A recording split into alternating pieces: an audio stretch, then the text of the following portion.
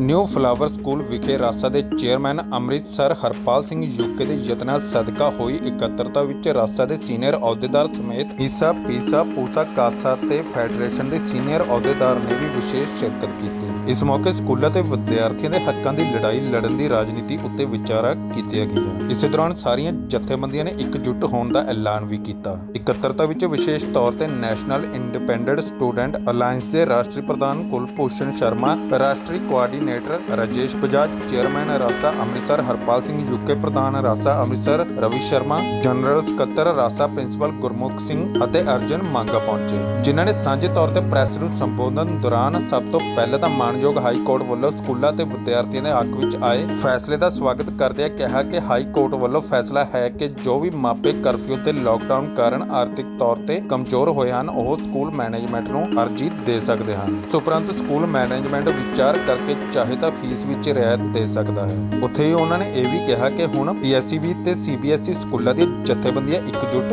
ਹੋ ਗਈਆਂ ਹਨ ਤੇ ਉਹ ਸਕੂਲਾਂ ਦੇ ਵਿਦਿਆਰਥੀਆਂ ਦੇ ਹੱਕਾਂ ਲਈ ਡਟ ਕੇ ਪਹਿਰਾ ਦੇਣਗੇ। ਉਹਨਾਂ ਮੰਗ ਕੀਤੀ ਕਿ ਬੱਚੇ ਚਾਹੇ ਸਰਕਾਰੀ ਸਕੂਲ ਵਿੱਚ ਪੜ੍ਹਨ ਜਾਂ ਫਿਰ ਨਿੱਜੀ ਸਕੂਲ ਵਿੱਚ ਪੜ੍ਹਨ, ਇਹ ਫੈਸਲਾ ਬੱਚੇ ਦਾ ਹੋਣਾ ਚਾਹੀਦਾ ਹੈ ਅਤੇ ਸਰਕਾਰ ਨੂੰ ਚਾਹੀਦਾ है कि वह विद्यार्थी के खाते में स्कूल की फीस के पैसे भेजन।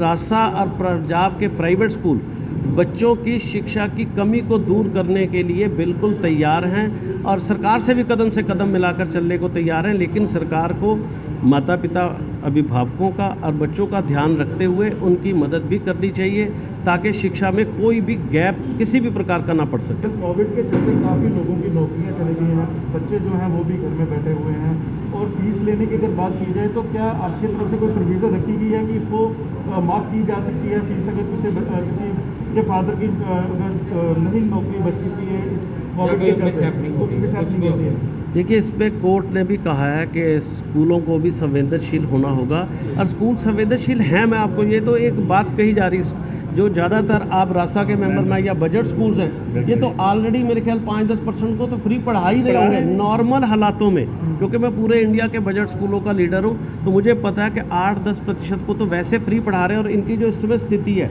पिछले सेशन की भी मैं गारंटी से कहता हूँ 20 से 50% फीस स्कूलों की नहीं आई हुई है। तो क्या हमने मदद नहीं की हुई है? पिछले सेशन की भी 20 से 50, ये आंकड़ा है मेरे पास, मैंने एक सर्वे कराया, तो कितनी बड़ी मदद तो पिछले साल की और अब भी प्राइवेट स्कूल किसी से पीछे नहीं हटते। लेकिन ये जो बीच पे कुछ लोग इस तरह का माहौल बनाते हैं उनको मेरी गुजारिश है कि इस तरह का काम ना करें, बच्चों की शिक्षा को नुकसान पहुंचाने का काम ना करें। प्राइवेट स्कूलों का और खासकर स्टेट बोर्ड्स का या मैं कहता हूँ CBSE का जो गाँव में भी स्कूल है वो भी शुरू से जो है बच्चों की मदद करते हैं, अभिभावकों में भी मदद करते हैं। अभिभावकों को आपका ये संदेश हमारा पहुंचेगा तो वो जान ले क्या हम गलत बोल रहे हैं। बिल्कुल सही बोल रहे हैं। मेरा अपना स्कूल एक बजट स्कूल है, मेरे पास 3 महीने की पिछले की फीस ही नहीं आई हुई तो हम वो मांग भी नहीं रहे। तो ये एक सहयोग ही तो है। लेकिन जो चंद लोग इस पर रोटियां सेकना चाहते हैं उनसे मेरी हाथ जोड़कर गुजारिश है कि कृपया बच्चों की शिक्षा से हम ना खेलें।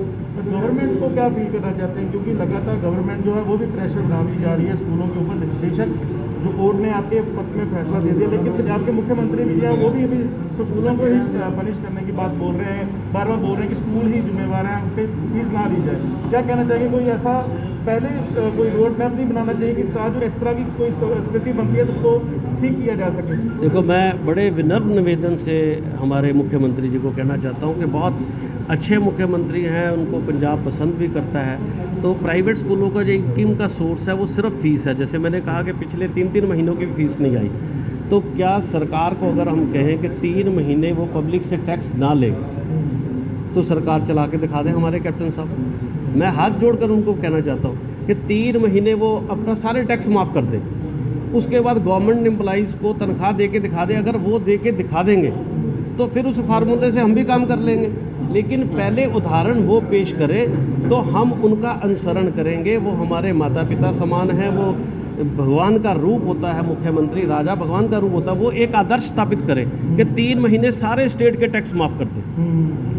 तो हमारी तो सारी फीस माफ़ करने की बात कही जा रही है ना, फिर अपने एम्प्लॉइज़ को तनख्वाह दिखा दे, उसी फार्मूले से हम भी अपने टीचर्स को दे लेंगे। अन्यथा जो है इस समस्या का दूरदर्शिता से समाधान करें और माता पिता की भी मदद करें और हम भी मदद करें। स्कूल संचालकों के साथ बैठकर इसका और भी अच्छा बातचीत करके शिक्षा का नुकसान ना हो बातें की जा सकती हैं। स्कूल कभी किसी से दूर नहीं है, ना सरकार से दूर है ना अभिभावकों से दूर है। सर बसेस की जो किस्तें हैं, जैसे इसके प्रेसिडेंट, वो किस्तें बैंक ली जा रही हैं। मुख्यमंत्री से ऐसा कोई ऐलान नहीं किया गया कि आप किस्तें ना लो या इनको माफ़ कर दो या कम कर दो या ब्याज छोड़ दो, उसके बारे में क्या कहना है? देखिए, जो किस्तें एक अलग बात है, ड्राइवर कंडक्टर की सैलरी भी है, तो ये एक बहुत बड़ा बोझ, बिजली के बिल भी हैं, और अगर प्रॉपर्टी टैक्स पंजाब में होगा तो वो सारे टैक्सेस स्कूल पे पड़ रहे हैं। तो सरकार को, हमें तो हर चीज़ की माफ़ी की बात कर रही, मैं कहता हूँ सरकार भी तो कहीं आगे बढ़े, कुछ स्कूलों का भी तो माफ़ कर दे भाई। स्कूल्स के लिए तो 1 रुपये भी कहीं माफ़ की बात नहीं की जा रही, और स्कूलों को ये नियम है कि आप और किसी तरीके से इनकम भी जनरेट नहीं कर सकते। तो ये तो बहुत बड़ा अनर्थ होगा, अन्याय होगा शिक्षा के मंदिरों पे, और शिक्षक का जो है ये गरिमा पे भी एक चोट है। अगर शिक्षक इस समय, मैं कहता हूँ उसको कोविड वॉरियर का दर्जा देना चाहिए स्कूल्स को, कि इन परिस्थितियों में भी उन्होंने शिक्षा को प्रभावित नहीं होने दिया, जबकि इतने आंदोलन उनके खिलाफ चल रहे हैं, फिर भी वो डगमगाए नहीं हैं। अपने बच्चों को शिक्षा देनी उन्होंने नहीं छोड़ी, ना छोड़ेंगे। लेकिन मुख्यमंत्री जी को मैं ये कहना चाहता हूँ कि आप स्कूलों का भी मदद करें, उनके टैक्सेस में, उनकी और चीज़ों में। केंद्र सरकार भी, जो उनकी कुछ किस्तें हैं, बसें जो हैं, ये एक बहुत बड़ा इसका सिस्टम है, स्कूलों के साथ जुड़ा हुआ है, बहुत बड़ा खर्चा है। तो केंद्र सरकार को भी इस पे पैकेज देना चाहिए बसेस वाले मामले में। ड्राइवर्स की तनख्वाह देने के लिए केंद्र और राज्य सरकार को आगे आना चाहिए, और प्राइवेट स्कूल को एक पैकेज इस मामले में ज़रूर देना चाहिए। सर बसों की बात की आपने, कई ड्राइवर्स हैं जो अभी भी रेडी फड़ी लगाकर अब अपना घर का रोजगार करना चाहते हैं, क्या समझते हैं उनको भी हेल्प करनी चाहिए? देखो, नीसा एक ऐसी योजना बना रही है और रास्ता भी उसमें पूरा सहयोग करेगी। अभी मैंने बात की है कि जो हमारे ड्राइवर, टीचर्स, ऐसी भी स्टोरीज आई हैं कि टीचर्स केले की रेडी लगा रहे हैं। तो ये इस देश के लिए कितना बड़ा गलत एक मैसेज जा रहा है कि जिस देश में टीचर को सर्वोपरि माना जाता है। अभी हमारे जो है राष्ट्रपति टीचर्स का सम्मान कर रहे थे, और दूसरी तरफ टीचर केले बेच रहा है, मजदूरी करने को मजबूर हो गया। और आप कह रहे हैं ड्राइवर भी जो शिक्षा के लिए बच्चों को लेके आता था, आज मजदूरी कर रहा है। तो इसके लिए क्या सरकार को आगे नहीं आना चाहिए? ऐसे लोगों के लिए मदद नहीं करनी चाहिए? स्कूल प्रशासन की तरफ से कुछ किया जा सकता है सर? स्कूल प्रशासन करने की नीति बना रहा है, जितने हमारे संसाधन है। देखिए, हमारे पास पैसे लोग नहीं दे रहे हैं, बसों की किस्तें, उसके बावजूद नीसा भी, रासा में भी हमने प्रपोजल रखा है कि एक अभियान हम चलाने लगे हैं जिसमें इन टीचर्स की, ड्राइवर्स की हम भी मदद करेंगे। लेकिन बिना सरकार जब तक आगे ना आए और जनता भी इस पे आगे ना आए, मैं तो ये भी कहता हूँ, कई जगह पर पुणे में एक पेरेंट ने बड़ा अच्छा काम किया। उसने कहा कि मैं सामर्थ्यवान हूँ, उसने दूसरे बच्चे की फ़ीस देने की भी बात की स्कूल को, कि मैं अपने बच्चे के साथ एक बच्चे की और फीस दूंगा।